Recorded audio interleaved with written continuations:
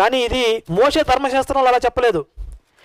వ్యభిచారం చేస్తూ పట్టుబడిన వారిని పాపము లేని వాళ్ళు మాత్రమే రాళ్లతో కొట్టి చంపండి అని చెప్పలేదు, వాళ్ళని రాళ్లతో కొట్టి చంపమన్నాడు. కానీ ఇక్కడ యేసు కొత్తగా ఒక కండిషన్ తీసుకొచ్చాడు. ఒకటి ఆ తర్వాత రెండో విషయం చూడండి. వాళ్ళందరూ పాపాత్ములు కనుక ఆ స్త్రీని కొట్టకుండా వెళ్ళిపోయారు, బాగానే ఉందనుకుందాం.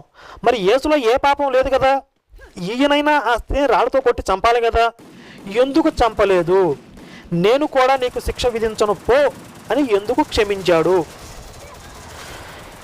ఇది కొత్త కండిషన్ పెట్టడం మాత్రమే కాదు, ఆ విషయం అలా పక్కన ఉంచితే సరే వాళ్ళందరూ ఏదో పాపాత్ములు, ఏదో ఒక జీవితంలో ఎప్పుడో ఒకసారి పాపం చేశారనుకుందాం.